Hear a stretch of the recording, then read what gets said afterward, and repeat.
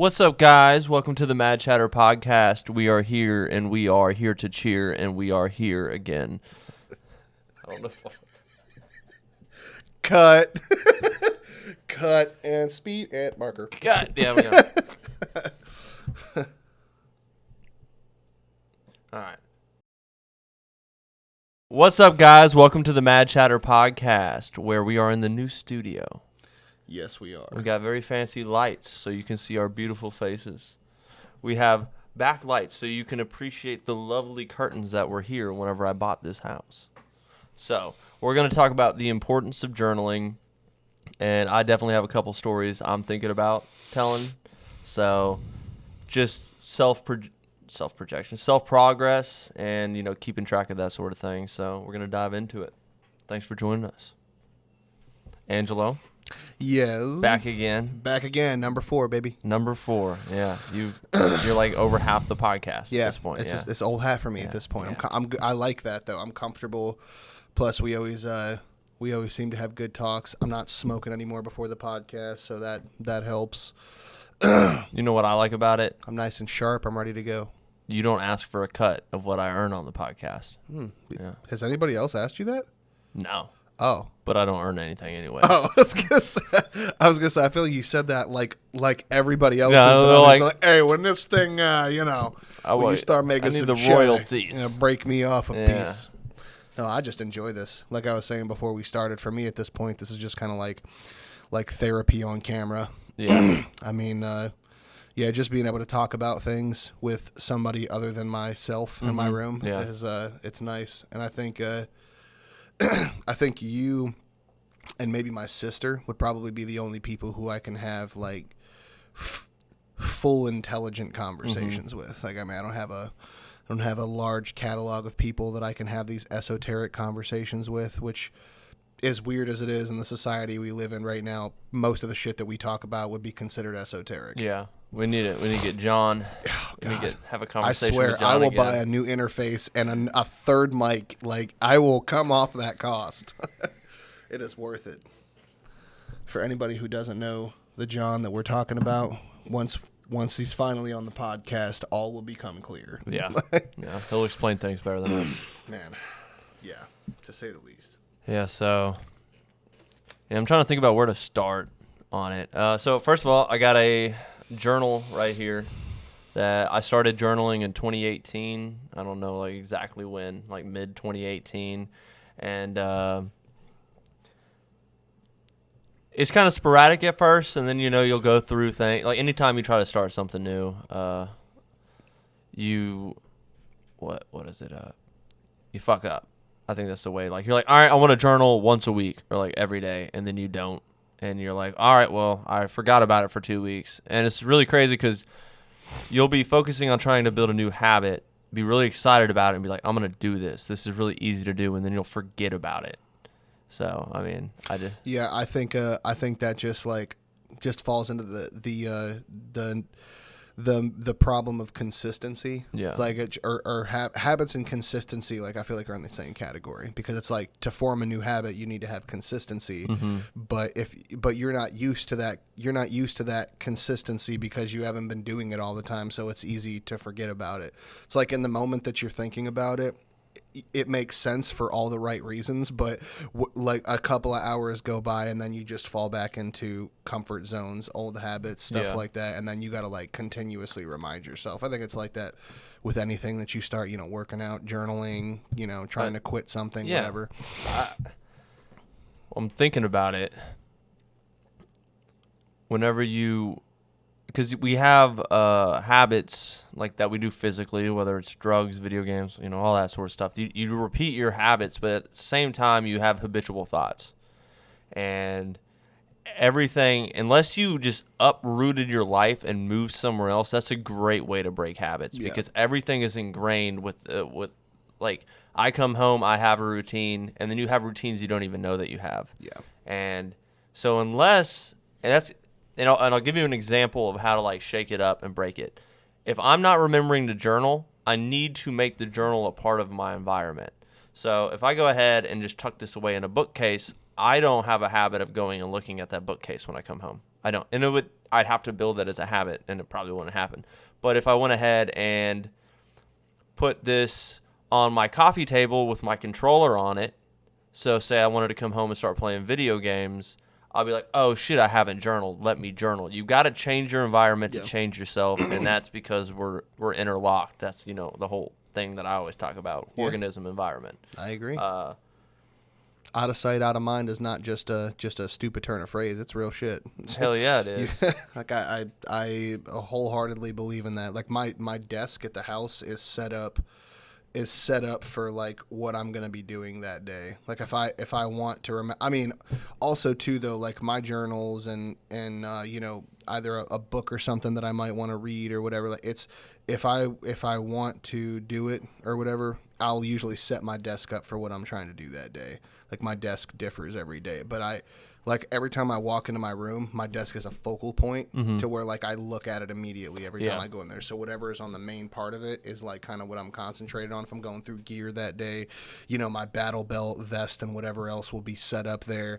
If I want to do some journaling. Well, actually, I guess for me, my journal is always on my desk. Yeah. It's almost like a desk ornament, like it stays there. So anytime I think about, wanting to write something down, and I've been writing things down for long enough to where I think about it often enough, so I'm not like forgetting about it every other day. I think for me, the problem is like finding the energy to pour some of myself onto this page, because for me, I know two things. One, I'm not just going to write some bullshit in there just to say that I wrote a journal entry. I think I've done that a couple of times, and it's never fulfilling. So I know that if I open that book, I'm going to pour some stuff in there. So I think for me, like the issue of journaling every day right now, because I haven't been for, a good few months now, doing it every day, is just finding the energy to put. For me, it's almost like trying to come up with the energy to write a new song. Yeah. It's because it's a whole can of worms or whatever. Yeah, it's exactly. not just, write down my thoughts. You're like, let me open up my past. Yeah, exactly. I'm an open book and a constant bleeding wound. Yeah. So that's like, the best way. I was like, I guess I could lose a few ounces of blood. Yeah, pretty much. Yeah. So, I mean, but either way, nonetheless, if you want to journal or start any new habit, out of sight, out of mind is definitely a thing. So put it in the way. Make sure it's in the way so that you can't pass it up or, whatever. Definitely a good strategy to keep things, to keep yourself reminded of what you need to do. But I guess you don't need to do it. You don't need to do anything. Yeah. It's just really helpful. I do find it curious. I had a different thought, but I lost it. That, and I'll just jump into one of the stories I was going to tell you. I found this fascinating. I don't like what I found in myself when I thought about it. Is this a story that you just remember, or something that you wrote down in your journal? Something I just wrote down in my journal. So, like, I'm trying not to name names, but you'll know exactly who I'm talking about. So there was this time where I was, messing around with this girl, and then, yeah, it's like hard for me to admit because, like, your brain will try to like change some shit. But I was like, I had this thought because time has passed. I haven't seen her in a while, and I'm like, oh, this is where I'm at with it. I really don't care. And then I read my like journal entry. I was like, oh, this got to be from a while ago. It wasn't that long ago, man. And I'm like, ooh, that kind of like struck a nerve with me. Yeah, I know what we're talking about. Yeah, and I'm just like, Jesus Christ. Because, I'll just write it all down in there, what I'm feeling. And, of course, feelings change moment to moment. But I'm like, I'm detecting a lot of insecurity and insincerity. I know what you mean. Yeah, so it's crazy because, like, when I think about it now, I'll think about it a certain way. And it's just all the signs of insecurity I'm seeing in myself, and I still feel it. So I'm trying to, like, I'm mindful of it, but I'm just like, how do I change that? Because it's almost worrisome how thick our blind sides can get when we're in it like that versus the insight that we have months after it's over. Yeah. Like, and that's coming from somebody who hasn't been in a relationship in like 5-6 years, if not longer. It's, I guess, for me, seeing that, being able to look back and see that, like, hey, if I didn't have that journal entry to look back upon, I would have created this whole narrative that would have made sense with how I was acting, but now I really see, I'm like, oh no, I'm still pretty, I don't know if insecure is the word, but I'm still kind of like, I still care. Yeah. And I try to act like I don't care sometimes. And even though like intellectually I'm like, why the fuck should I care? I still feel what I feel, you know? So yeah, I don't know. It's just, Yeah, it's I think just like going back to what you were talking about as far as like giving yourself perspective at a later time from writing down a journal entry today about something that's bothering you and then looking back at it 2 or 3 months, it's like, or 5 or 6 months or a year, like however long it's been since you made that entry and where you are at that point, you're going to be thinking about things differently. Like this whole I'm gonna go ahead and call what we're kind of into and what we do the journey of self-awareness. yeah. Because it's just the easiest way that I can put a stamp on it. But when you're going in the journey, when you're going down the path of self-awareness, you are consistently like leveling up your way of thinking. Yeah. Consistently learning as much as you can, always trying to find new perspectives for things. So by that measure, if you wait 6 months to a year after you made that journal entry, just like you were saying, well, you're going to be thinking about things differently at this point than you were when you made that entry. So it'll be really easy for you to make all kinds of different inferences as to why you think you were feeling that way or whatever, and twist the facts in your mind to where either you're the good guy that you want to be in your head or the bad guy that you hate. Either way, nothing's going to give you perspective better than looking at the entry that you wrote the day that you were actually feeling those feelings, because instead of having to guess and trust your memory from 6 months to a year ago, you got like the written down physical proof. Yeah. Like, you know what I mean? Instead of having to, well, this is probably what I was thinking. And, I probably that's just was not thinking even that because accurate. of it. Yeah. Man, Half the time. I can't, half the time I can't remember what the fuck I ate that morning. Yeah. Like, so, I mean, trying to think that I'd be able to trust my own memory as to how I was feeling emotionally, what I was thinking logically 6 months ago, you'd be doing an injustice to yourself. Like I feel like you'd be fucking up the self-reflection process because you're giving yourself a made up version of a story that wasn't anything like that because you'd like to think it was this way, but it was different or whatever. I feel like it fucks up the self-reflection process. So I think that's like a very long, drawn-out version of like one thing that's good about journaling. When I think about seeing her or something, or like somebody will mention her, and I guess it's hard. Like, what's hard for me to say this because I'm like, yo, you tripping? Like, I feel like I'm tripping. Like, my intellectual side's looking at my emotional side. I was like, man, like, you got some work to do, bro. And I'm like, admitting it is really important because I had like the narrative in my head that I'm like past that shit. You know what I mean? Like, I've already worked on a lot of the emotional stuff that I've been through, but the truth is a lot of it's still with me. And of course I'm mindful now, so it doesn't affect me the same way. I may not act an ass, even if my impulse is to act an ass. Yeah. But I'll notice myself thinking about certain things, or even the way I want to be portrayed if this other person like heard what I said, if the information got relayed. Like, it's all like I'm changed a little bit, and then my impulse is to act in a way that protects me and my feelings. Yeah.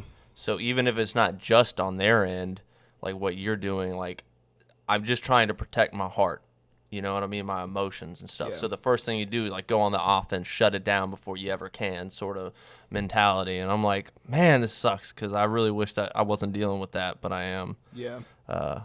Yeah, I actually was. I was going to ask you, like why did it seem so important to you to like try to actively not care about that? Because I remember asking you like a question similar to that at some point, like what's wrong with being emotionally invested in this? Like what if this is more than just what you want it to be right now? Like, and you can't do anything about how you feel. Yeah. And that just kind of, goes back to you reflecting on like, okay, I can't do anything about these human feelings that I'm having towards this other person. Yeah. Like, it's clear that I have gotten in a bit over my head and I care and I don't want to, because like that means that now you have another set of emotional responsibilities.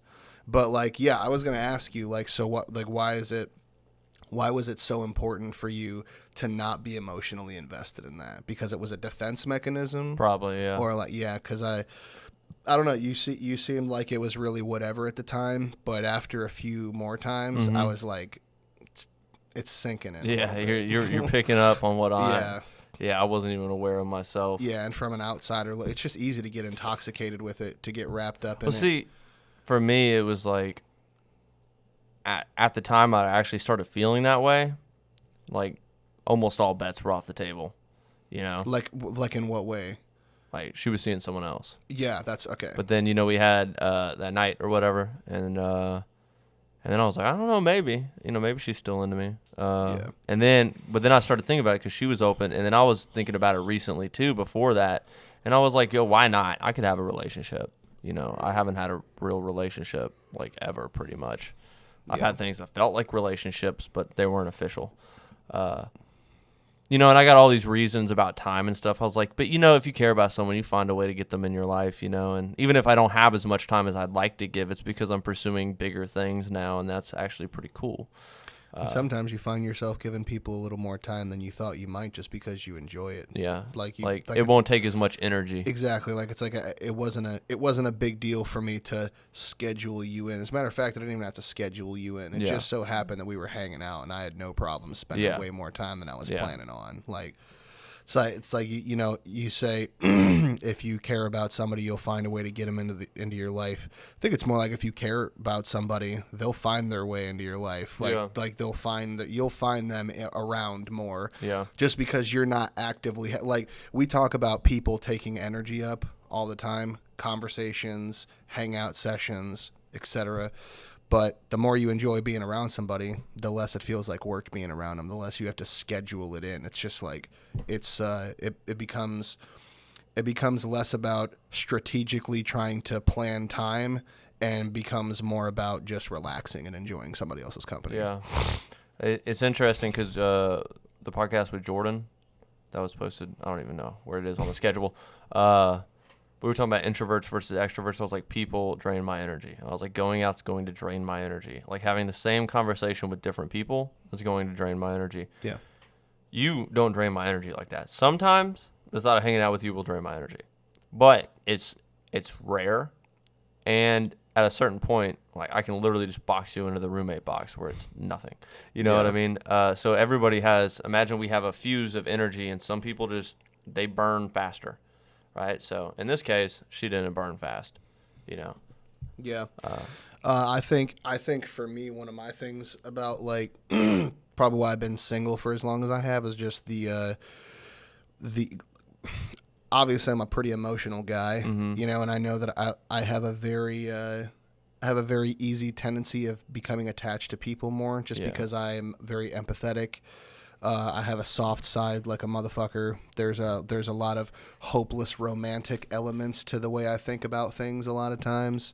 And I think a fear of becoming too invested in somebody that fucks me over down the road is something that I just don't mentally have the time or energy for, because it's just like I think about it and it's like, well, I'd have to probably go out, meet a couple of different people, and that's going to take energy. And then once I do find a chick who is, worthy of getting to know, well, then that's going to take time and energy. Yeah. And then once I get to know her and we've been hanging out for a while, well, then that's going to start costing me time, energy, and money too, because I'm a nice guy and I'll probably get stuff sometimes for her. Yeah. Not anything crazy or extensive, but at least, at bare minimum, like taking you out to dinner, going on dates, stuff like that. And I'm not really like a split the bill kind of guy when it comes to like the first few, you know what I mean? You know what I'm saying? And so for me, it's like I'm doing mental math on like a relationship, and for me, it just adds up to like the risk is in my mind at the point that I'm at in my life, the risk isn't worth the reward. The juice isn't worth the squeeze if throughout the entire thing I'm just like wondering when it's gonna happen. Yeah. And I don't want to fuck up a possible good thing for myself by being a certain way because I'm not where I need to be right now, and that's gonna take the toll on somebody else who I'm in a relationship with. It's boiled down. It's basically just like I still have a lot of work to do on myself, and I'm very aware of that. And so for me, I feel like it would not only be a selfish move on my part to try to get into a relationship with somebody, but it would also be selfish to the other person in the relationship, especially if what I'm saying is accurate and I really do care about people. Well, then, I don't want that person to have to go through any kind of drama because I don't have my shit together and I thought that I was ready for something that I wasn't. Yeah. So I think that just that fear of everything going wrong, all of our time being wasted, being in vain. Now I have one more emotional thing that I have to fucking deal with and think about all the time. Like, I got enough shit stressing me out. I think mine all came back to like that hopeless romantic when I fell in love with who. Yeah. That shit was traumatizing in its own right, and I've been healing. Like I guess I'm still healing from it. I know what you mean. It just because you think you're over something does not mean you are. And Yeah. like I said, outside people can tend to pick up on that shit, especially if it's still fresh. But it's so funny that we're talking about this. I was having quite an emotional night last night, actually, just thinking about relationships and women and loneliness. And yeah, I mean, I'd be lying if I sat here and told you that loneliness wasn't something that emotionally bogs me down sometimes. And I've thought about that. It's like, with all the stuff I just said, I'm weighing all these options with what might happen if I get into a relationship. But, the argument could be made I'm causing just as much damage to myself by being alone. see, loneliness Shit's is toxic, man. It's hard. I don't feel lonely anymore. I used to feel lonely.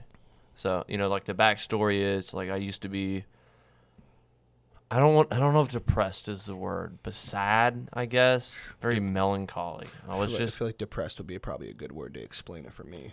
Like because I don't know, I don't have all the signs. Like I still got excited about things and stuff, but like I just had habitual negative thoughts about myself. I was insecure and I didn't know I was insecure. I was lonely and I knew I was lonely, and I always craved a relationship, right? Like a fucking drug addict craves drugs. Yeah. I craved love and affection. And I remember one day, I was like watching videos and stuff. I was like, because Zach or whatever, he's always getting with women and stuff, and I'm like, how the hell do I do that? Like he was dating into stuff. I've never experienced that. And I'm like, how the fuck do I get that? I'm like, well, I'm not happy. So who's going to want to date someone that's not happy? So I was like, I got to change myself. I have to stop these thoughts from reoccurring somehow, some way. So Yeah. I changed myself on the outside first. I started dealing drugs. That gave me a great opportunity to meet women. Still insecure as fuck, but I started projecting like a personality that was confident. Like I've already had sex before, even though I was a virgin, and all these other things. And like I feel like I'm past all that for the most part. Like, but this loneliness that I'm feeling, I don't feel anymore. But after who happened, that ripped me up. And, we're on good terms today. Yeah. Like I have no ill will. I appreciate everything I learned from her. Yeah. I'm sure she learned some stuff from me too. But Like how to use a bendy straw. how to use a bendy straw. Jesus. I'm not going to be too specific. Yeah. So, yeah, I come a long way, and I'm trying to make sure that I don't let the past dictate my future. And also, it's just I've noticed this not just with the most recent girl, but even another person, I used to work with. Yeah. Oh yeah. Not that one, but not the big mishap. The one that situation? moved, yeah, the one that moved. Yeah. Okay. Yeah, Okay. and I was catching feelings, you know what I mean? Yeah. And I was actually really happy, and that I actually may have. I guess for me, I'm very reserved about it at first. I really got to get to know somebody, and I was starting to get to know her, and I was like, hey, I could actually see this. This wouldn't be bad at all. This would be fun. This would improve. Like I'm not lonely, but I like having you around, sort of mentality about it. And originally I'm like, I don't want kids anytime soon. I may never want kids, but I think I do. And now you're you're around and things, I feel I have this conception of what a relationship is and how it moves and expectations, and I just don't want to get twisted and end up hurting somebody too, like I was hurt. And also, I don't even know if I want to be in an open relationship or a closed relationship. Like, to me, everything, like, it's not as simple and cut as dry as what culture raised you to think traditionally. Yeah. Like, for me, I'm like, why not an open relationship? Yeah, there's options out there. Yeah, I'm like, why, like, to me, a relationship is you and a partner going through life together, right? Sex is just one part of a relationship. It's important, but it's not the relationship. And if it Yeah. is, there's a problem. So I'm looking at it from why, like, clearly different people, different choices, you know, like a lot of people just want to stay with one person. And maybe that's the way it is for me, you know, but I just don't want to get to a certain point in my life where I feel like I'm not getting one of my needs met, which is a sexual need that we all have, or a sexual desire. You know, I'm not saying go fucking buck wild crazy, but if you got to, you got to. That's it. Yeah. It's just what we got in us. And just, I mean, I don't know. I just want someone as open-minded as me to trying new things and, you know, being open to having the discussion without being shut down. Because, you know, I've had, like, part of that discussion before about being, like, open about something, and she was like, like, it Yeah. just kind of disappeared. Yeah, I definitely I think I could agree with that. Like I don't need somebody who believes exactly what I believe. I just need somebody who's open-minded enough to talk about absolutely anything with me. Like if I bring something up, like if you bring something, if I'm dating you and you bring something up, I will entertain absolutely any idea that you want to have a conversation about. There's no hesitation in that for me. Like to me, that is a indication of growing and being able to have like open-minded adult conversations with a like-minded person, you know. And so like if there's certain things that you just can't talk about, like yeah, it might make sense if some of those things might just be because you don't know me well enough yet, but I couldn't conceptualize spending a lot of time with somebody who's not at least as open-minded as I am. You know, like you don't have to like everything that I like. You don't have to believe everything that I believe the way that I believe it. I just need you to be open enough to talk to me about whatever. So, is it polyamorous? Is that where you're in a relationship but you sleep with other people? I actually don't know. As far as I'm thinking as far polyamorous. I think that's right. Or it's either, I'm thinking polygamy too, but I don't. Regardless, we'll put it on the screen. yeah, all I know is monogamy is when you're specifically loyal Yeah. to one So, mate. That's I- all. I don't know. What I the think it's term would be for- polyamorous. Could be wrong, but you know, I was looking up stuff and I was thinking about it. I was like, okay, so let's say like I feel secure in my relationship. Like to me, being able to bring someone else in the bedroom or go see other people, you need to have an expert level of communication and trust and like lack of insecurity. And for what the insecurity that you do have, you need to be able to communicate it and you need to have strong boundaries that don't get crossed.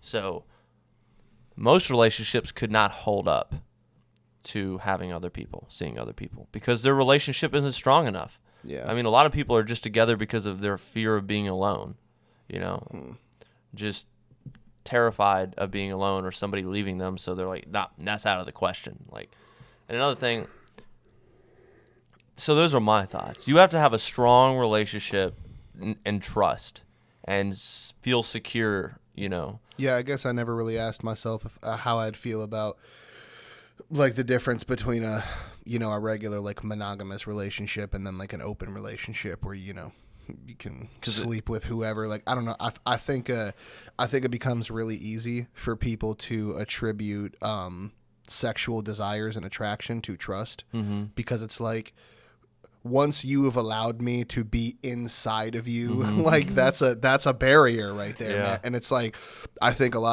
mostly men probably, I mean, I'm sure it's, it's just, I've seen it with women just as much, but it's a bigger egotistical male thing for sure. For the most part, to like, it's basically a dog wanting to piss on something and call it theirs. Yeah. But I mean, it's deeper than that. It's like, well, yeah. I mean, we get territorial. Yeah, if you ownership. Yeah, and well, see, also too, though, I think a lot of times that's what it is, but I think that it's just directly attributed to if I can't trust you to only be in my bed, then what else is it that I couldn't trust you with? Like, because if you know that this is a very strong boundary of mine, and you're with me now, so I don't want you with other men. I'm not going to go out and sleep with other women. Now I'm just talking about this from the perspective of a regular monogamous relationship. Like, if I'm not going to go and sleep with other women because I'm fucking loyal. And I expect the same loyalty from you. And if you violate that loyalty, it's like, well, now I'm thinking about what other loyalties that you would violate with me. Yeah, it's broken trust. A lot of the time, cheating is broken trust. But just like you said, if the relationship is true, because I was just sitting here thinking about it, what are the main meat and potatoes important things that you would expect to need from somebody? Being there for you in the hardest of times. Being there for you when your luck is down, being able to call somebody to come to your aid, in any given situation, if I can't cover this, then you'll cover it, or vice versa, that I'll be there for you through absolutely anything. And the things that I see in you are nothing like I've ever seen in anybody else.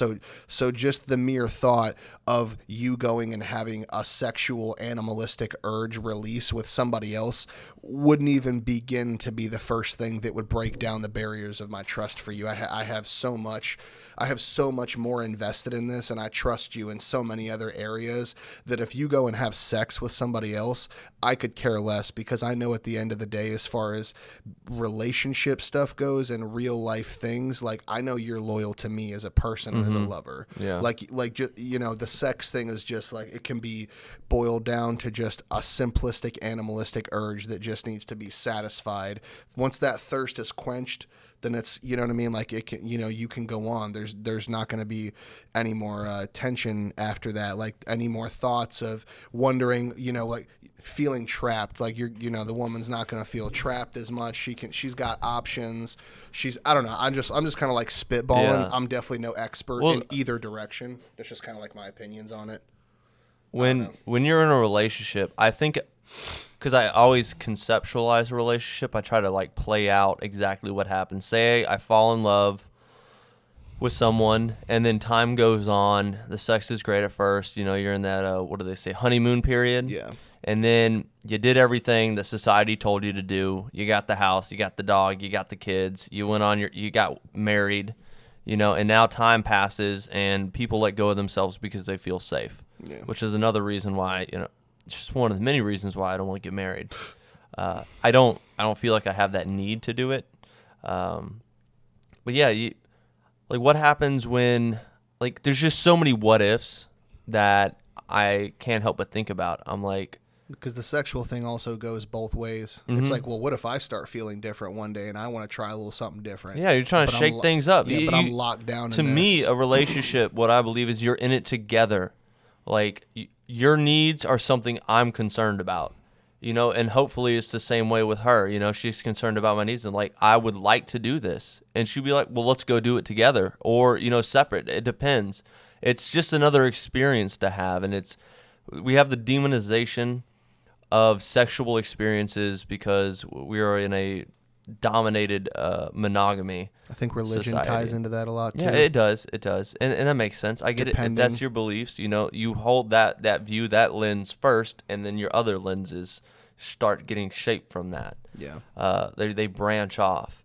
But this is your core, the religion, your beliefs. So, and I get all that, but at the same time, like, you would have to work better on communication, and I just don't think a lot of it would stand up. And at a certain point, if men are always willing to have sex, then the women hold the power in the relationship of their vagina. Oh, why, you didn't take out the trash? Go take out the trash. You'll get laid. It'll start becoming a reward system to where maybe she can train you. I'm not saying that is the standard, or I'm not saying that's the rule. That might be the exception to the rule, but I guarantee it happens. I was going to say it's certainly a thing that's implemented in a lot of relationships, because I have met multiple dudes who I have tried to talk out of that because don't give into that shit, man. No, like talking to dudes who have been giving into it for multiple years and trying to explain to them why it's not fucking worth it.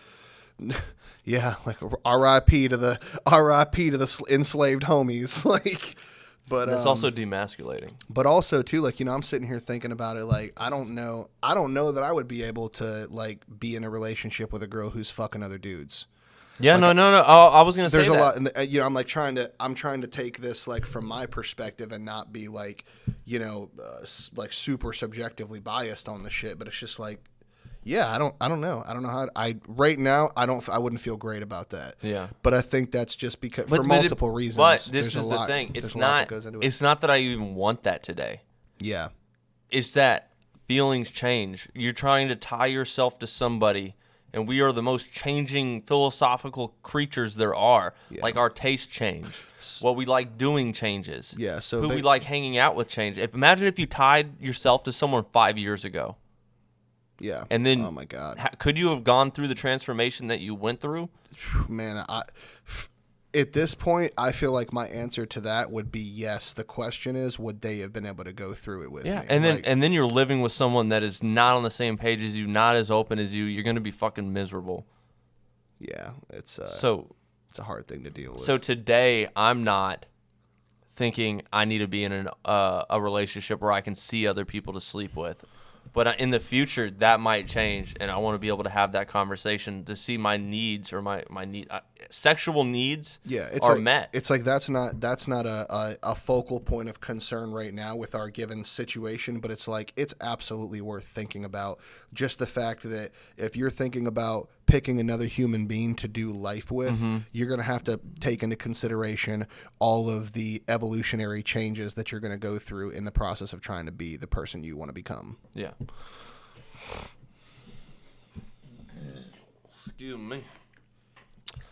Yeah, it's definitely worth a think for anybody out there who's afraid to entertain those thoughts. Entertain the shit out of them, especially if you're single. This is the time to question those things and think about it, because it ultimately comes down to being open-minded and being able to communicate. Because me and you, we're such great friends because we know if there's any problem, we'll be able to sit down and talk through it instead of just sweeping it under the rug and letting it pile up until there's resentment.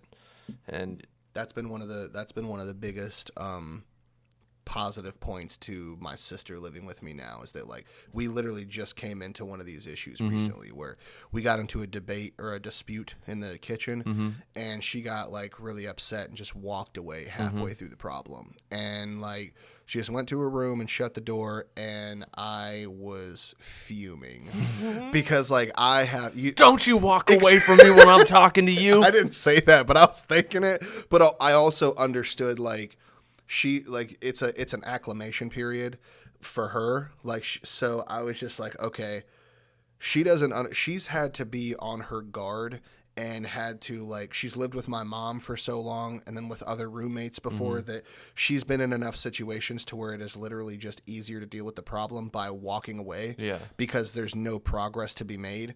So I had to like calm myself down a little bit, and then I went into her room and I was like, listen, this is not going to work.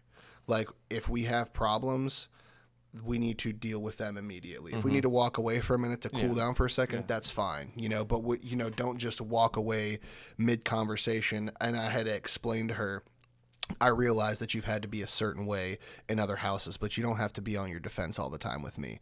I'm not going to attack you. Like, I'm here to try to make the problems less problematic. Like, anything that we have an issue with, we can talk it through. And I am not going to tell you that you're that you're wrong for thinking of this way. Like, I just want to get to the bottom of the problem and figure out how we can move forward, in a simpler way that makes living in the house together much easier. And it got through perfectly. She understood. She got a little bit emotional. I did too, because we were like raising our voices a little bit and we had to calm down a little.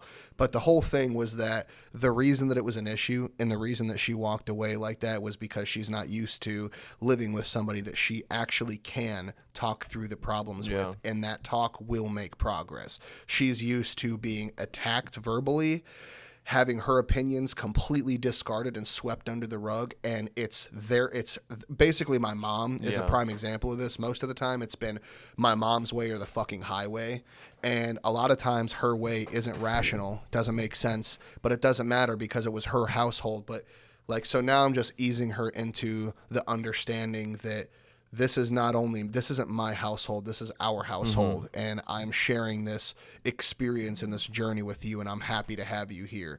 So I'm not going to treat you like shit if you have a disagreement with me about something. We can talk and figure out how to come to a compromise. Yeah. And so, dude, ever since we had that conversation, there has literally been no issues. Like with chores in the house, my dad came up with a great idea, and he said, you guys should come up with a schedule, and everybody gets a day of the week to do dishes or trash or whatever. And since we've had that, we're all really, really considerate of each other. Like, if I forget to do the dishes yesterday and I do them today, my sister will be like, oh, well, since it was my day to do the dishes today, so I'll take out the trash for you. Yeah. Like, we're really, really good at compromising, even better than we were before, just after having that one conversation and making her understand that it's okay to disagree with me, and we can figure out how to get to the bottom of whatever problem that we have, so that we can not only move forward but make this relationship stronger in the process.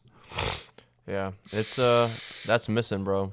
That's missing in a lot of relationships. Lacking I see, dude. everywhere. I look around, and the way I see the world, I'm looking at trauma. I'm looking at insecurity, and I can't help it now. Like, if somebody could say a sentence, and I immediately, I've already analyzed shit so much. Somebody will say something, I'm like, they're dealing with some shit. Yeah. Like, they're acting in a way where they're doing the same shit I was just doing, acting like I don't care. Bro, acting like I don't care goes right back to my fucking parents. Like, the whole I don't give a fuck mentality thing. Like, that's 50% true.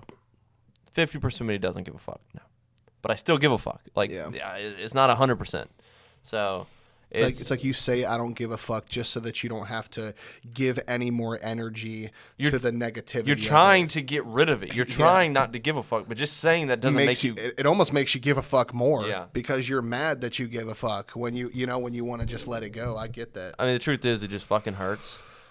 And sometimes you just got to take it and figure out how to. Like, what am I going to do with this information now? Yeah. Am I going to try to totally cut them out of my lives because we had one conversation where it got heated and they were being very unreasonable? Yeah, it's right. I'm like, what? But now it's a question of how much do I want them in my lives? How much am I going to be willing to put up with to deal with it? And that's all the things. And the truth is, it just hurts. Now there's been some time where it's passed, and I've had time to reflect on it, and I'm like, okay, I'm calming down now. Yeah. It's not as fucking enraged.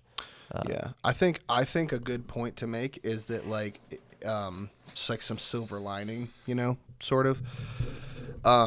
Just with your parents, I think with situations like that, it makes it a little bit easier to deal with because your parents aren't changing. Not only did you know that before, but now it's been set in stone in words. Like, they've basically both told you, this is how they are, and they're going to be this way until they die. So at this point, which is bizarre. But at this point though, at least now you don't have to account for the human evolutionary variable change that we were talking about. Like, they're not changing anymore, so now what it is that's in front of you that you have to deal with. So now it's up to you how what you're I do going to with deal. That, exactly, because they're going to be the I same know what it regardless. is. I know what it is. Yeah, you're the only one who can change and adapt to possibly make the relationship work a little bit better. So the ball is kind of in your court in that respect. Yeah. It's I mean, I get it, but it's still hard. Yeah. It's just like an attempted silver lining. Yeah. No, I mean, it was a learning experience. I learned a lot from it. I never tried to change them. That's the one thing. Maybe they're mine that my dad should buy Tesla stock because he bought fucking Volkswagen and what was it? Lucid. I thought it was Ford too. My mom owns Ford. Your mom, okay. But she owns mostly Tesla. She Which owns is cool. minimal amount of Ford. Her Tesla gains are gonna offset Ford going bankrupt. Yeah. Possibly. I don't know. Ford's looking decent, I guess.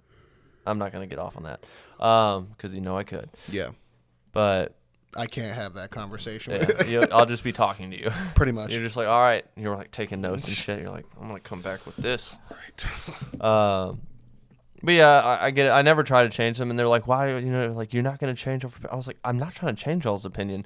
I'm trying. If anything, I'm trying to show y'all that y'all are like coming at me hard over shit that I didn't even say. Like you're projecting all y'all shit onto me, and y'all are shitting all over my image, right?" I was like, "Do y'all fucking think that lowly of me?" Because that's what it sucks. Because even though you'll put on a nice facade with your parents and stuff, I was like, I know y'all are gonna. I was like, don't talk too much shit after I leave. Which maybe they won't because they're already burnt out from the whole damn thing. Yeah. But I'm like, who the fuck do you see when I walk in the door? Do you see some like conspiracy theorist fucking nuttist? Which, if I entertain a conspiracy theory, anyways, that shouldn't make you fucking nuts. You're just looking at something. Yeah, I mean, and basically, by definition, a conspiracy theory is just a theory that Hasn't been proven. Yeah, that not all the facts are there on. That doesn't mean that it's not true. Yeah. It just means that it's a theory. There's just that word that's in front of theory, conspiracy. That's what gives you the tinfoil hat. And now those apparently. are armed words. I don't want to get off on that, but those are. Well, I mean, it's relevant. Yeah. Oh, I had another thing though. It actually tied to the journaling. I guess not so much the journaling because I didn't write it down, but I did remember telling you about. You remember when I was talking about Graham Stephan or the Iced Coffee Hour podcast, and how I didn't like Graham as much because he's just so like set. He's like, yeah, I think they may have been talking about psychedelics. He's like, yeah. The guy that Alex or whatever Hormozy was on, and he was like, yeah, it will change your fucking life. It will change your perspective and like make you happier, really, or show you shit you didn't want to see that you got to deal with now, which is healthy. Yeah. And he's like, but I will say, he's like, yeah, I'm always afraid of that because like Graham's saying he's afraid to lose his edge, and I'm like, the dude's got so much fucking money. Why does it fucking matter about losing your edge? He's got some wiggle room. Yeah, got some fucking wiggle room for sure. He's got some wiggle room, right? And I'm thinking about that, and I'm like, fuck that. That's so rigid. That's just so stern. Like, you're really missing out on some self-exploration. Yep. And I'm thinking about all that, and I'm judging them hard as fuck, man. Like, I'm judging them hard as fuck. And that was fine. You know what I mean? I still love the fucking podcast. You gotta watch the latest one. Like, sit down. I'll watch that bitch with you. You talking about the new one with Alex? What's his name? No, not that or one. Just the one where I wasn't gonna watch. It was like 2 hours long, and it's a dude that eats professionally. Oh, I seen like two. I have the bell notification on now for the iced coffee hour, and it popped up. Good. Really? Yeah, they even have a callback where they called up one of the other dudes on the podcast and delivered food. Dude was eating 20,000 calories a day. Yeah. So he's in great shape too. Yeah, I've seen that. But dude, no, that they did a shout out to Houston. That was on another podcast. The dude that owns 100 Lamborghinis and like rents them out and shit. Oh, okay. And he opened up a new place in Austin, Texas called Houston's Chicken or whatever. And he's got like he's got the spiciest chicken in the world with like a ghost pepper. Yeah. Imagine it's like 100 times hotter than a ghost pepper, or like 50 times hotter than a ghost pepper. I thought a ghost pepper was the hottest pepper in the world. Or no, I'm thinking of a Carolina Reaper. Yeah. Carolina Reaper. This shit's like 2,000 or 2 million, 20 million fucking hot points. I don't know what they're called, like decibels of fucking flames. Yeah, Why like would you even wanna eat they have to something sign that a hot? waiver. You have to sign a waiver before you fucking get the just- chicken. He'll for turn me- down. They'll turn down people they think that might die from it. Dude, if you eat something too spicy and you're not ready for it, your fucking throat will close up. Yeah, Like that's why you got to sign the waiver. That happened to me one time when I was in middle school, and I love spicy shit. It's Yeah. never happened to me again since, but I remember I was in middle school, and there was a jalapeno eating contest that we used to have at lunch all the time, because on nacho days, we would get those little circular click top containers full of jalapenos for our nachos.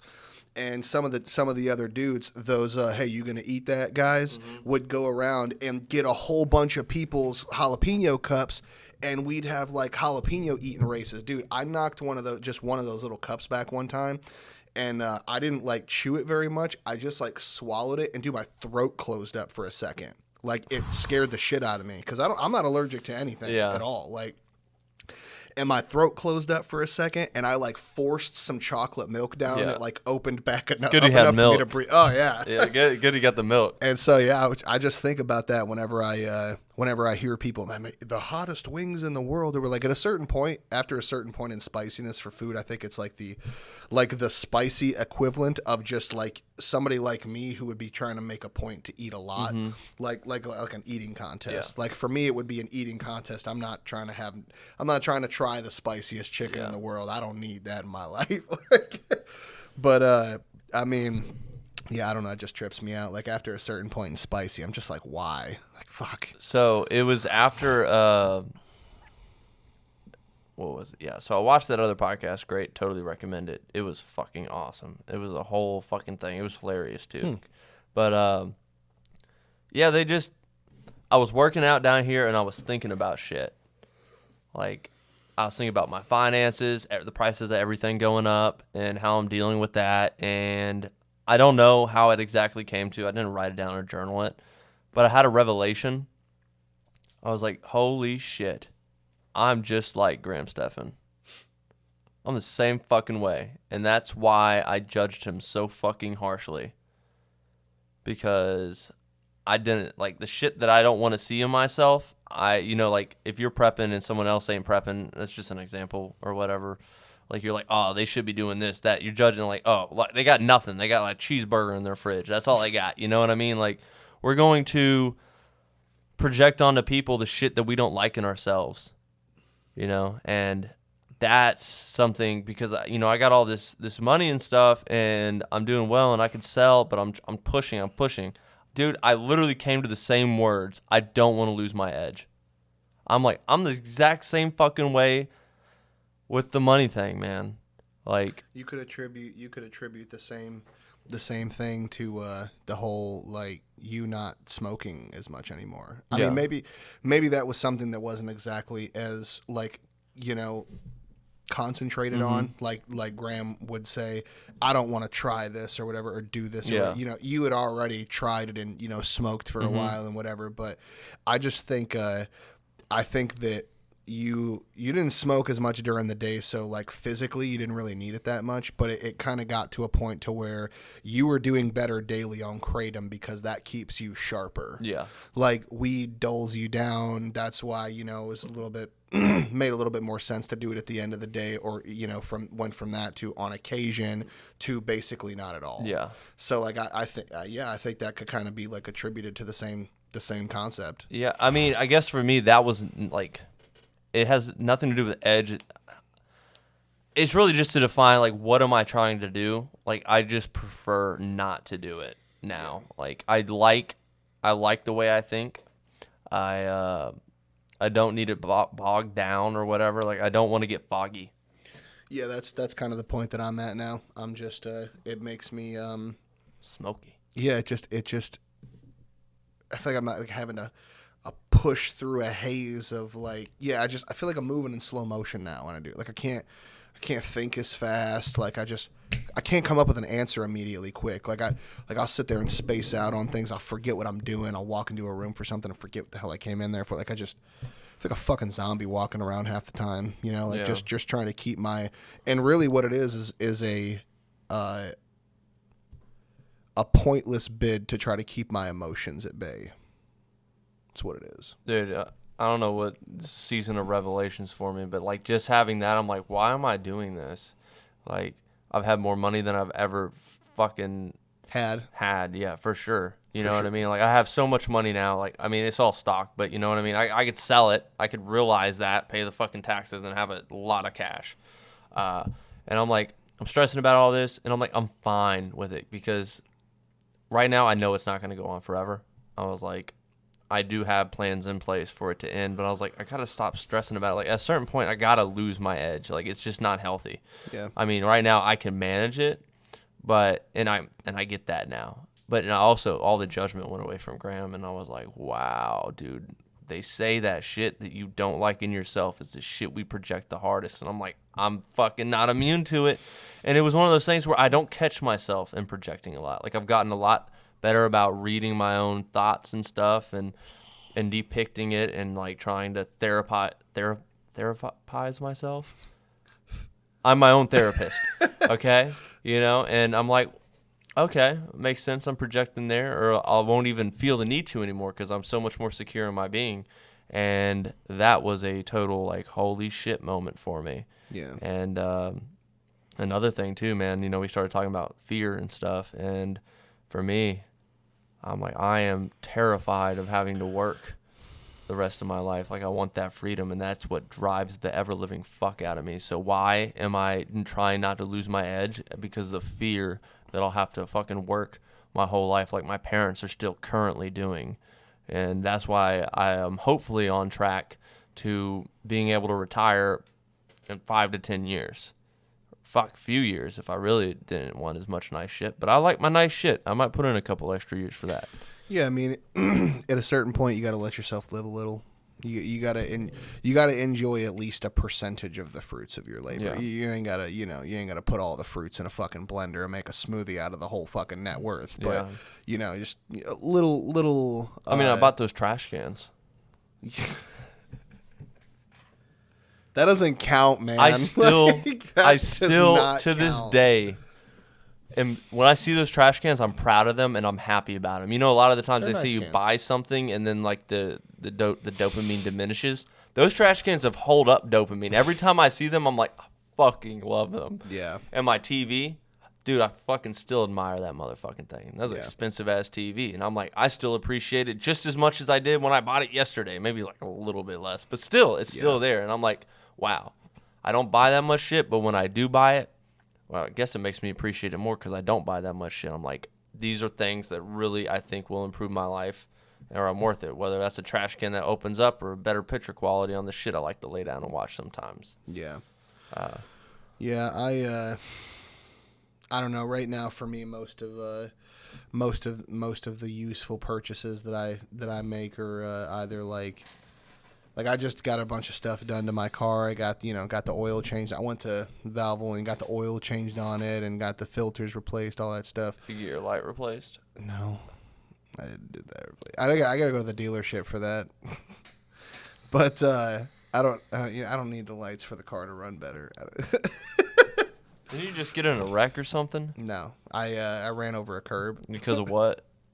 Well, that was different. That was because I didn't turn them on. Yeah, okay, but you're so used to it being 50% darker, maybe that's why you didn't notice. Well, I mean, no, the light that would only make sense if I had got the lights fixed and I was using my low beams. No, that's what I was saying. I don't know. Fucking forget about it. Forget about it, man. Either way, like for me, most of the stuff that I pay for that I get excited about is like good working gear. Like right now, I just got some new iron sights for my pistol, and I'm actually putting shots on target now. The other one that I had was crap. And I did a bunch of research on the one that I got before, and I thought that it was a good. But like now, I'm proficient with my sidearm now, and I got a good reticle now for my rifle, and I'm gonna be getting a better light for it, and so like I'm shooting and running drills and stuff all the time, so it makes it easier for me. So like I think stuff like that, like gear related things, are. Like buying good stuff. I used to buy a bunch of shit things because I didn't ever do research on stuff. I just found something and bought it and tried it out. And like now I have to do extensive research on everything because I'm no longer trying to buy like cheap, shitty stuff. I'm trying to buy good things that's going to last me a while. But I definitely need to pay a little bit more attention about putting my money into just like other stuff. I mean, like just saving more of it for future reference. Yeah. Like I get so caught up in the whole what if thought loop that it's so justifiable for me to get a lot of the stuff that I get, because now when I get stuff after all the conversations that we've had about where I could be putting my money, I think about it a lot longer before I buy something now. That there's nothing that I can say that preparing for shit is a bad idea. Yeah, like, and but God, of course, what's going on right now. But if you were really like, I guess like hyper rational about it, you would look at the greatest percentages of things that could kill you today. Like car wreck. Right now, for your age, the biggest chance you're gonna die is in a car wreck. So why don't you save up to buy the safest car money can buy, which is a Tesla, by the way. Yeah, I just for me, I kind of feel like driving is going to be dangerous whether I'm in a safe car or in an unsafe car. So like for me, it's just kind of a pointless bid for control to try to weigh the options for that. But I guess the argument could be made that it's a pointless bid for control to stock up all Yep. the stuff that I got. Yep. I'm just So saying, like, statistically speaking, I mean, I don't know how the fuck you can measure I think it, apocalypse level scenarios. yeah, I think it just boils down to what risk you're the most comfortable with taking. Yeah. And for me, I'm more comfortable risking my life driving my car every day than I am risking the possibility of not having medical equipment if, you or my sister or somebody that I cares about takes a fucking bullet, you know what I mean? Or, gets into some sort of accident. It doesn't have to directly be some apocalyptic shooting situation. There's a plethora of things that my medical equipment could help cover. Have you thought about like going into nursing? Yeah, but it's a lot of money and a lot of school time that I just am not willing to put in. I'm just not willing to put that time in. Like I'd rather. Well, go I mean, to, we always talk about like the savior complex. I was like, why don't you get a job where you like your job is to save people? Yeah, I just I don't know, like the time thing. Yeah. Like I value my spare time too much, Yeah. and I'd rather like if I'm gonna be in that high of demand, I'd rather it be in an SHTF situation. You know how Taylor's in town. He was talking about like paramedics. Yeah, He's like, man, there's people that are trying to jump out of these planes and immediately provide aid. yeah. So he joined the military, become a paramedic. So you'll just hop out of plane. You have to get used to that hopping out of planes part. But you'll hop out of planes, just come down with the trauma kit or whatever, and be like, "Let's fucking go." Yeah. I got you. I'm gonna save your fucking life. I'm gonna do Yeah. the best I can. Yeah, see, I like the I don't know. I like Give you that. I like the hard, civilian. You have a gun and medical supplies. Well, I already have that. I know. That's what I'm saying. But it's your dream. You're like, Yeah. your fucking day job is jumping out of a fucking plane and trying to save someone's life. Yeah, And take a life if you have to. I think I don't know. For me, it's like the choice part of it is what like once you join the military or once You're no longer free. your time is now for hire, and you can either like and in the military it's way more strict because you do what your job requires you to do, and you do what you're told to do from your superiors, or you don't, and then you get a fucking dishonorable discharge. Yeah. And you're fucked after that. Like good luck living any kind of a comfortable life, getting a job, there's a whole bunch of things that getting a dishonorable discharge from the military will directly interfere with. Yeah. So for me, it's like, well, yeah, that makes sense as far as what I'd be doing day to day goes. But what happens whenever I'm told to do something that I don't agree with? What happens when if things get really bad and I'm told to execute on something, a mission, a project, whatever. What if I'm told to do something that directly goes against my morals and my beliefs? Yeah. Everything that I feel like is you're right taught or wrong. to like not question the line of command, chain of command. 100%. Yeah. Yeah. That's my problem is I'm not point. going to do something I don't agree with. But it's easy to say until I'm thrown in a situation with heavy repercussions. Yeah, and at that point, it's the same thing as you choosing to stay sober in drug court so you didn't go to jail. It's the same thing. Yeah. It's literally the same thing. But at that point, the repercussions go down the line further than that. Yeah. Because you would have went to jail and then you'd have got out. Yeah. It's easy to get a job after you get out. Yeah, jail. that's different. That's a different That's type of fucking jail. different. And then once you, but see, it doesn't stop for you. It stops a little while after you get out of jail. But if you're in the military and you go to jail for that shit, it don't stop after you get out of jail. That shit's gonna follow you for the rest of your fucking life. And that's going to affect how other military guys might look at you. People who could possibly who would have possibly been your allies or people that you were supposed to trust or they're supposed to trust you, like guys who are good guys but are just following orders. Like I can't. I'd rather be the guy calling the shots than taking the orders. Yeah, same. And so considering that, I would rather take my extra money and pay for medical training, not go to nursing school, but pay for medical training by people who already went through nursing school or paramedic training, and do that. And then I would rather pay guys who have already been in the military and who have been proficient operators for many years and pay them for their time to teach me what they know. That way I get the best of all of the information from the right people without having to sacrifice my time and freedom for a possible system that may not be aiming for the same things that I'm aiming for.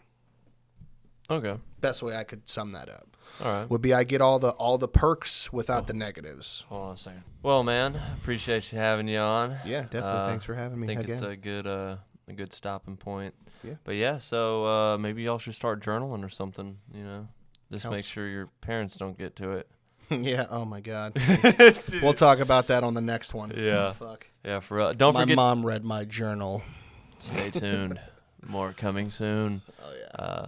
But yeah, just don't forget to hit that like button, smash the fuck out of it if you made it this far, and subscribe. That bell notification. The bell notification. Hit the subscribe button too if you haven't already, and we'll see you next time. Appreciate y'all for watching. Thanks, guys.